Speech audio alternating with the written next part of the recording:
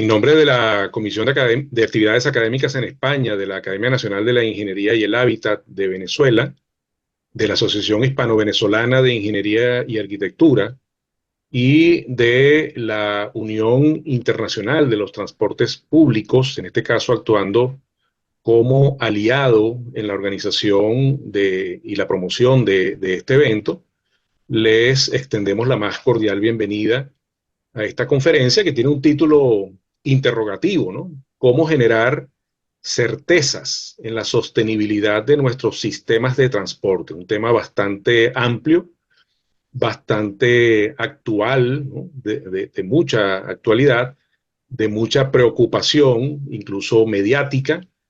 Así que para esta conferencia, pues vamos a contar con un invitado muy especial. En este caso estamos hablando del doctor José Dionisio González, quien actualmente pues, se desempeña como consejero de promoción y divulgación de la Unión Internacional de Transportes Públicos, justamente esta institución aliada. Y para esta conferencia pues vamos a contar con los comentarios después de finalizada para ampliar y complementar esa ponencia, esa presentación de nuestra compañera de comisión, Rosa Virginia Ocaña, profesora de la Universidad Simón Bolívar, y quien ha estado justamente también coordinando la organización de este evento, y de Jesús Uzcategui, quien es secretario de Servicios Públicos y Medio Ambiente del municipio San Pedro Garza del estado de Nuevo León en México. García. Vamos a agradecer que mantengan los micrófonos apagados para que la grabación sea de la mejor calidad posible. Y también tenemos un moderador, un compañero de la comisión y de la academia, miembro honorario de la Academia Nacional de la Ingeniería y el Hábitat, que es nuestro compañero Fran Marcano, quien va a actuar en este caso como moderador. Adelante, Fran, bienvenidos todos y esperamos que sea de utilidad esta conferencia y la amplitud del tema pues sean cubiertas las expectativas. Al finalizar pues tendremos la ronda de preguntas, de comentarios, de deliberación que va a ser coordinada por Fran. Adelante, Fran. Bueno, buenas tardes a todos. Gracias por acompañarnos perdón, en esta oportunidad. Como dijo Oscar hace un momento, pues el título es bastante sugestivo que se ha escogido, porque organiza dos aspectos que a mí me han llamado muchísimo la atención. Uno, la certeza, la búsqueda de la certeza, que recordemos que fue uno de los planteamientos del siglo XX, que al final se llegó un poco a pensar que las certezas en sí había que buscarlas de otra manera, y la parte que tiene que ver con la sostenibilidad, un tema muy actual y que cada día toma más peso. Lo interesante del tema, por lo menos como lo he percibido yo, es que decide retomar esa búsqueda de certezas para poder programar acciones, pero enmarcándolas con la problemática como se está viviendo en la actualidad, donde la sostenibilidad ha tomado mucha importancia y mucha relevancia. El elemento, vamos a pasar a la conferencia del profesor José Dionisio González García, y luego tendremos la participación esperamos que sean de 10 minutos cada uno para el profesor Jesús Uzcategui y para los Virginia Ocaña, ya que queríamos también dar la oportunidad posteriormente a que hubiese preguntas del público, etc. Entonces, vamos a comenzar con José Dionisio González García. Muchísimas gracias por la amable invitación. Voy a compartir mi pantalla. Perfecto, pues muchísimas gracias, como les decía. Es un placer para mí estar aquí con todos ustedes y compartir un poco las reflexiones que hacemos desde la Unión Internacional de Transporte Público. Y quiero agradecer especialmente la amable invitación de la Comisión para España de la Academia Nacional de la Ingeniería y el Hábitat de Venezuela eh, para reflexionar sobre temas de interés común y de preocupación común, ¿no? En primer lugar, me gustaría explicarles brevemente qué es la Unión Internacional de Transporte Público, para aquellos que no la conozcan. Somos una asociación de promoción de la movilidad sostenible que se creó en Europa en el año 1885, o sea que tiene ya casi 140 años de historia, y que en aquel momento se creó por una serie de empresarios de concesiones de tranvías, empresarios privados de concesiones de tranvías que quisieron empezar a compartir desde el punto de vista técnico, desde el punto de vista jurídico, desde el punto de vista financiero, pues cuáles eran las soluciones o posibles soluciones que había a cuestiones de movilidad, ¿no? Y las primeras actas de nuestra asociación pues recogen temas tan curiosos como si era mejor dar de comer a los caballos que tiraban los tranvías antes, durante o después de su trabajo, ¿no? Bueno, pues desde aquellos principios hemos llegado a una situación en la cual la UITP está en este momento presente en todo el mundo, con 2.000 socios en más de 100 países, autoridades de transporte, operadores de transporte e industria. Y esa es un poco la riqueza de la UITP, tener ese radar permanente de lo que está pasando en distintas partes del mundo para aprender unos de otros, ser capaces de compartir y ser capaces de aprender sobre todo de los errores, que yo creo que es de lo que más se aprende, de lo que yo he hecho mal y tú deberías intentar no repetir, ¿no? Esta presentación la he estructurado de acuerdo al índice que ven ustedes en pantalla, hablando de cuáles son los retos de la movilidad urbana, eh, para pasar posteriormente a explorar cuáles las ciudades que desde ITP propugnamos, qué tipo de ciudades queremos, cuáles consideramos, de acuerdo a esta experiencia que les decía global, que pueden ser las bases y los requisitos para el éxito y, por lo tanto, cuáles son las palancas que hay que tocar para generar las certezas que necesitamos para avanzar en esta sostenibilidad. Y luego, pues unas recomendaciones muy básicas, porque yo creo que, como les decía, lo interesante es reflexionar juntos, debatir y poder interactuar, ¿no? Existen sin duda un número grande de retos para la movilidad urbana sostenible en todo el mundo. En primer lugar, hay una población crecientemente urbana. En algunos continentes como América Latina, más del 80% de la población vive en las ciudades y en las áreas metropolitanas, y un crecimiento, a su vez, de estas ciudades cada vez más dispersas, ¿no? Existen también cambios sociales y una gran diversidad de clientes en todo el mundo, ¿no? Lo cual enriquece nuestras sociedades, pero también complejiza las soluciones que tenemos que poner en el mercado, ¿no? Hay una gran digitalización y conectividad. Ahora mismo todos queremos hacerlo todo inmediatamente y desde la palma de nuestra mano con el móvil. Existe sin duda también en todo el mundo una tendencia creciente al crecimiento de la motorización, la congestión del tráfico y todas las externalidades que ello genera, entre ellas, por ejemplo, la contaminación y la mala calidad del aire, que de acuerdo con estudios de la Organización Mundial de la Salud genera aproximadamente 1/3 de los cánceres de pulmón, de los infartos y de las enfermedades cardiovasculares. Es evidente que estamos asistiendo a un cambio climático, independientemente de ideologías políticas. Esta situación está ahí y es algo que tenemos que afrontar. Y luego un tema sobre el que a mí me gusta incidir, porque lo hemos de alguna manera interiorizado y aceptado, a pesar de ser una auténtica lacra, ¿no?, en nuestras sociedades.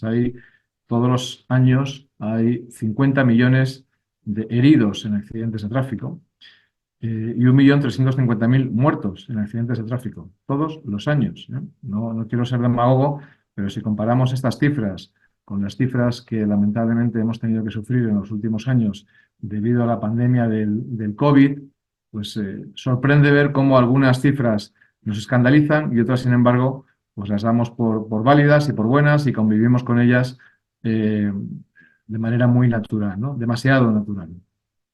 Evidentemente, la pandemia mundial ha supuesto y sigue suponiendo un gran reto sobre la sostenibilidad de los sistemas de transporte público. Ha tenido un impacto muy grande en relación al comportamiento de la demanda. En muchas ocasiones siguiendo instrucciones de las administraciones públicas, y podríamos a lo mejor insistir después sobre ello, que ha provocado pues, que estemos todavía en una situación de recuperación de la demanda, que si bien en muchas partes de Europa está próxima al 90% de la situación prepandemia, y en Asia está por encima incluso del 100%, en otras partes del mundo, como América Latina y Norteamérica, se encuentra todavía entre un 50 y 70% de la situación previa, ¿no? Y además con un impacto importante con respecto a los hábitos y patrones de movilidad de los ciudadanos, con un comportamiento distinto entre el modo metro y el modo autobús, al ir el modo autobús en superficie, con un comportamiento distinto entre los días laborables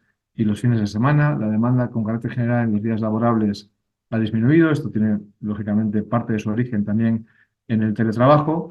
Y, sin embargo, los fines de semana la demanda ha crecido, ¿no? Lo cual demuestra que no existe un miedo en estos momentos ya al contagio como consecuencia de utilizar el transporte público, porque en periodo de fin de semana esta demanda crece, ¿no? Con una disminución, como decía, de los viajes regulares al trabajo y al estudio como consecuencia del teletrabajo, y con un cambio importante en la evolución diaria de esa movilidad, ¿no? Y en todo en toda esta coctelera, pues se añade también, y esto ha tenido más o menos impacto en distintas partes del mundo, una importante crisis energética, ¿no? Desde la OITP, como les decíamos, más allá de trabajar para transportar a las personas desde un punto A hasta un punto B, tenemos un enfoque mucho más estratégico, y tratamos de construir alianzas con otros actores clave en relación con el diseño, crecimiento y desarrollo de nuestras ciudades, ¿no? Trabajando para tener ciudades en las cuales el vehículo privado no sea el absoluto protagonista que congestiona y que ocupa todo el espacio, como decía, con las externalidades negativas que ello genera, sino para construir y viabilizar la vida, la calidad de vida en ciudades donde el protagonista sea el peatón, donde el protagonista sean las personas, a través de sistemas de transporte público de alta capacidad y una movilidad activa tanto a pie como en bicicleta, complementaria y potente, ¿no? De modo que, como les decía, en estas alianzas que construimos con Naciones Unidas, con la Organización Mundial de la Salud, con las cámaras de comercio, con distintos organismos encargados de temas de inclusión social, cultura y género, presentamos o tratamos de presentar la movilidad sostenible como un catalizador, como un facilitador para alcanzar otros objetivos de movilidad sostenible y otros objetivos, perdón, estratégicos en nuestras ciudades desde el punto de vista económico, social y medioambiental, ¿no? ¿Cuáles entendemos que son los requisitos para el éxito y, por lo tanto, cuáles son los pilares sobre los que deberíamos actuar para generar estas certezas que nos permitan avanzar en una movilidad más sostenible como parte integral de una estrategia de ciudad y de área metropolitana? Bueno, en primer lugar, una visión integrada horizontal y verticalmente, es decir, que los diferentes departamentos de una ciudad, educación, sanidad, finanzas, empleo, trabajen de manera coordinada, y por lo tanto el transporte público y la movilidad sostenible sea una clave importante de este desarrollo. Y no solamente a nivel de los departamentos de una ciudad, sino también desde allí donde existen distintos niveles de gobierno. En casi todos los sitios por lo menos existe el local y el nacional, pues que exista también esta colaboración más allá de las fronteras estrictamente administrativas del municipio, ¿no?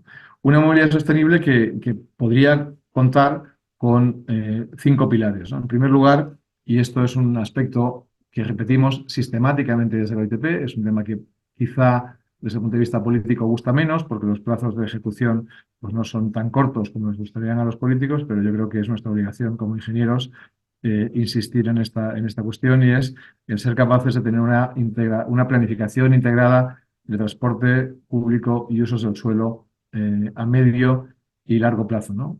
Apoyándonos en estas infraestructuras de transporte de mayor capacidad para generar corredores en ciudades, recogiendo o densificando estas ciudades en torno a las estaciones de transporte público, ¿no? Y aquí ven ustedes un par de ejemplos, uno de Copenhague y otro del famoso Curitiba, que cumple este año su 50 aniversario, ¿no? Entre otras cosas porque cuanto mayor es la densidad, menor es el consumo energético que necesitamos para desplazarnos, ¿no? Un segundo pilar, y es especialmente importante, y en muchas ocasiones se tratan de manera independiente, la movilidad en vehículo privado y la movilidad en transporte público, y evidentemente es como jugar al baloncesto solo con una mano, ¿eh? Puedes defenderte mucho tiempo, pero al final terminarás perdiendo solo si juegas al baloncesto con una mano. Es todo lo que tiene que ver con la delimitación del uso y el aparcamiento del vehículo privado, ¿no? Y aquí les quiero traer una especie de metáfora de cómo sería el espacio en nuestras ciudades y en nuestras casas si nos repartiéramos igual que repartimos el espacio en nuestras calles para aparcar el vehículo privado, ¿no? Nuestro vehículo privado suele estar el 73% del tiempo estacionado en el domicilio, el 22% del tiempo estacionado fuera del domicilio y solo el 5% del tiempo en circulación. Bueno, pues esto es algo, evidentemente, sobre lo que hay que actuar, ¿no? Y todo el mundo tiene que entender que el hecho de tener un vehículo privado no significa que tenga derecho a dejarlo estacionado en medio de la ciudad tanto tiempo como quiera sin incurrir en ningún coste, ¿no? Esto, lógicamente, tiene que ver también con la gestión de la oferta de plazas de aparcamiento, ¿no? Este es un estudio en el cual se ve que en aquellas ciudades en las cuales la oferta de aparcamiento en las zonas de distritos financieros, de distritos de negocio, es mayor, pues el reparto modal del transporte público es menor, ¿no? Y evidentemente, pues como decía antes, hay que combinar un poco las acciones restrictivas con las acciones de ofrecimiento de transporte público de alta calidad para poder tener repartos modales que tiendan hacia ciudades más sostenibles, ¿no? Un tercer aspecto muy importante es la promoción del espacio público. Y de nuevo aquí el COVID y la pandemia mundial yo creo que nos ha servido para poner en marcha una serie de medidas más o menos estructurales, en algunos casos quizás solamente tácticas, pero que en muchas ciudades han perdurado, ¿no? Y que tienen que ver de nuevo pues, con esta un poco exageración que les muestro en transparencia, que refleja el día a día de nuestro desplazamiento por las ciudades, ¿no? Y cómo se ocupa el espacio, ¿no? Estos son algunos ejemplos de medidas que se aplicaron. En la imagen de la izquierda es Bogotá, en la imagen de la derecha es París, para recuperar el espacio para el transporte público y para las personas en función de lo que ocupa cada una de esas personas, ¿no? De manera que estamos distribuyendo el espacio en nuestras ciudades de una manera mucho más justa, mucho más armónica, mucho más equilibrada, en la que todo el mundo pues, puede convivir con todo el mundo sin necesidad de verse amenazado por el riesgo de bajar a un carril por donde pueda venir un vehículo privado, ¿no? Siendo además este un tema que en los últimos años cuenta con un mayor apoyo popular. Es decir, hace 15 o 20 años, por lo menos en Europa, cualquier alcalde que quisiera tomar medidas restrictivas respecto al uso del vehículo privado se la jugaba.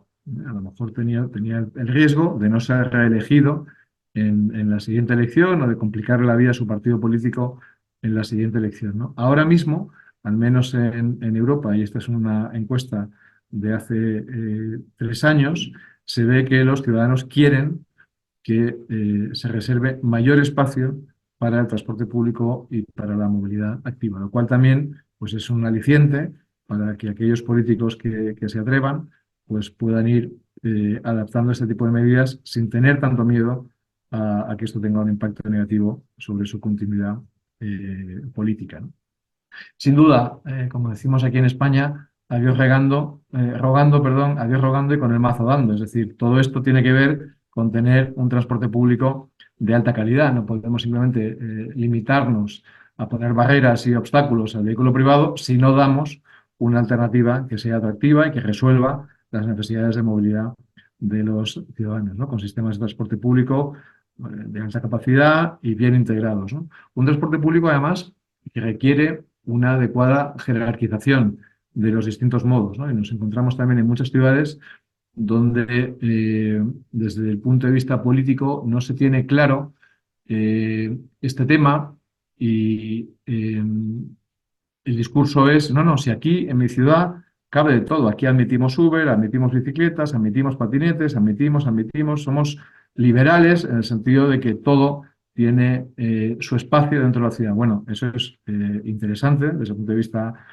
de planteamiento general, pero las cosas tienen que estar ordenadas. Al final, si queremos tener sistemas de capacidad que trasladen a la mayor parte de las personas, pues si volvemos un poco a la imagen del seccionamiento del viario en la calle, pues tenemos que distribuir ese espacio de acuerdo al número de personas que utilizan cada uno de esos metros cuadrados, ¿no? Y de nuevo, efectivamente, sistemas como bicicletas públicas, Ubers, Cabify, ride-hailing en general, patinetes, pueden ser complementarios de un sistema de transporte público de alta capacidad, siempre y cuando, como digo, estén adecuadamente ordenados, ¿no? Y un quinto pilar, sin duda, puede ser lo que en los últimos años viene llamándose como movilidad como servicio, una movilidad combinada en la cual los distintos modos de transporte, bien de uso colectivo o de uso individual, bien de acceso público o de acceso privado, se puedan compartir, ¿ya? De modo que los ciudadanos tengan a su disposición, idealmente de manera integrada, para poder planificar, para poder reservar y para poder pagar sus viajes, eh, toda la variedad y gama de sistemas de transporte público en sus ciudades sin necesidad de tener un vehículo privado en propiedad si consideran que esa opción satisface, como decía antes, todas sus necesidades, ¿no? Bien, vista esta visión integral y estos pilares de la movilidad sostenible, un segundo aspecto muy importante y que adolecen muchas regiones del mundo es tener un marco institucional y de gobernanza y de regulación adecuados, ¿no? Y este aspecto es absolutamente clave, ¿no? Yo creo que también un poco la diferencia entre tener buenos estudios técnicos y ser capaces de hacer algo más con ellos a través de eh, las estructuras que permitan ponerlos en práctica, ¿no? Aquí de nuevo pues vemos, ¿no? En muchas ocasiones la administración pública, el sector público, tiene unas inercias y unas rigideces que les impiden adaptarse completamente a los retos de la movilidad en las ciudades, ¿no? Este es el resultado de un estudio que hizo UITP hace unos años, en el cual evaluábamos en 30 ciudades de todo el mundo cuáles eran los factores limitativos para avanzar en materia de movilidad sostenible. Y lo que vimos es que en muchos casos lo que faltaba era una regulación que permitiera una cierta agilidad a la hora de desarrollar estos planes y por otro lado, una clara estrategia, es decir, un sector público que no tenía claro qué tipo de ciudad quería, dónde quería ir, cuál era su ciudad, su plan de ciudad o de área metropolitana dentro de 15, 20, 25 años, ¿no? En ese sentido, creo que es muy importante enfatizar el papel clave de las autoridades de transporte público e idealmente evolucionarlas, como decíamos antes, hacia agencias de movilidad, en las cuales se gestione conjuntamente el transporte público y el transporte privado, ¿no?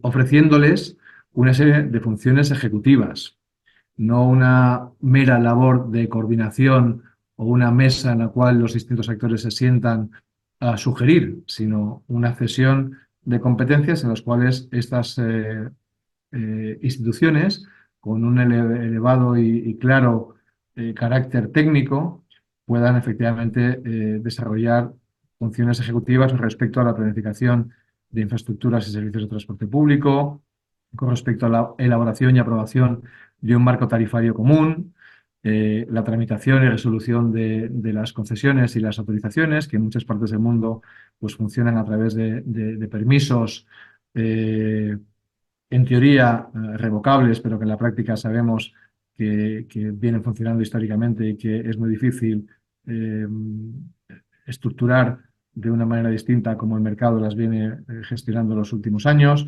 Por supuesto, la supervisión de la calidad del servicio, inspección y sanción, la recaudación de los ingresos, distribución entre las empresas operadoras de estos ingresos en función de unas tarifas de equilibrio o técnicas idealmente calculadas ex ante, de modo que sean compensaciones por las obligaciones de servicio y no simplemente subsidios ex post para cubrir esos costes más o menos eficientes. Y, bueno, de alguna manera, el conjunto de los aspectos que requieren de una gobernanza integral en la gestión de esta movilidad, ¿no?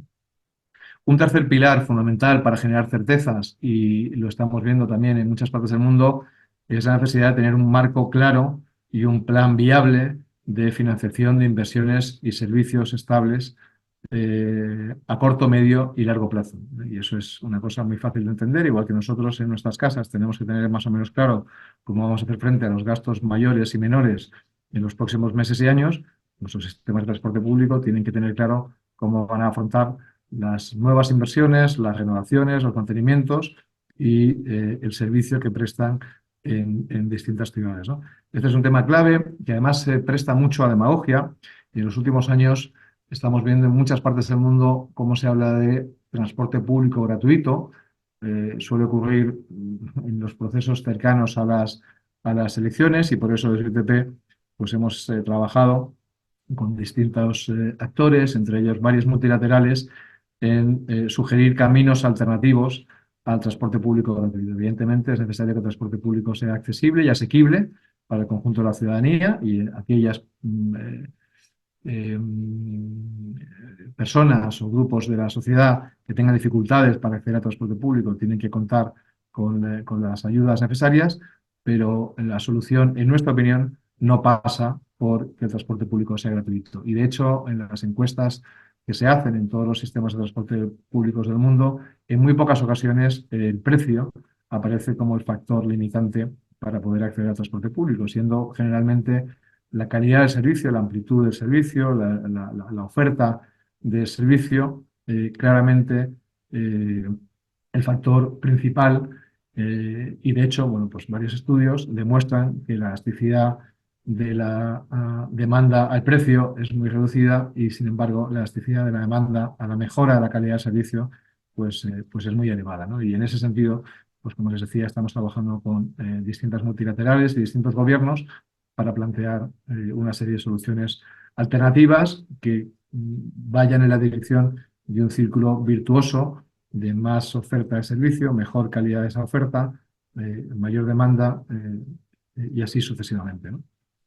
Y sin duda, un cuarto pilar, y en este mundo en el que vivimos, yo diría que no es muy habitual encontrarlo, es un liderazgo político valiente, ambicioso y de largo plazo, ¿eh? Porque sí es verdad que podemos encontrar liderazgos ambiciosos, pero que a lo mejor están de paso, o que a lo mejor bueno, pues, toman el puesto en el que están como una proyección o trampolín hacia un estatus superior, y no mantienen ese largo plazo, ¿no? La diferencia, y se ve mucho en algunas ciudades que lo están haciendo especialmente bien, pasa porque ese liderazgo sea ambicioso y de largo plazo, y que los políticos a nivel local, allí donde las competencias estén en las ciudades, o a nivel nacional, allí donde las competencias estén en los gobiernos nacionales, entiendan que parte del mandato de los ciudadanos es dejar una ciudad, una sociedad mejor que la que se encontraron, a pesar de que les pueda ir el puesto en ello, ¿no? Pero vamos, yo creo que son muy pocos casos y cada vez menos, salvo que proyectos especialmente polémicos, aquellos en los cuales, cuando ha habido una visión clara de sacar adelante un proyecto realmente transformador de las ciudades, ese alcalde o ese ministro no haya continuado, ¿no? Y por último, una serie de recomendaciones muy generales, porque como les decía, la riqueza de esta sesión viene de compartir con ustedes y de escucharles a ustedes. Desde la OITP propugnamos por un reparto del espacio público en el cual cada vez las personas sean más protagonistas, tenemos muy claro que dentro del triple pilar de Avoid, Shift, Improve con respecto a la descarbonización, la parte tecnológica, la parte de Improve es absolutamente marginal desde el punto de vista de beneficios. Es decir, lo que tenemos que hacer es una buena integración de transporte y uso del suelo. Tenemos que hacer políticas que favorezcan un cambio modal a favor de sistemas más sostenibles y, en última instancia, de manera no desdeñable, pero en última instancia, apostar por flotas eléctricas y la tecnología, porque, como decía antes, no es una cuestión de tecnología, es una cuestión de geometría, de cómo estamos repartiendo el espacio en nuestras ciudades, ¿no? Y en ese sentido, pues nos gusta terminar con esta ilustración en la cual la pirámide de la movilidad trata de reflejar un poco la manera en la que pensamos que se debería repartir ese espacio en nuestras ciudades. Muchísimas gracias por su atención y a su disposición para debate, preguntas y aprender de ustedes. Muchas gracias.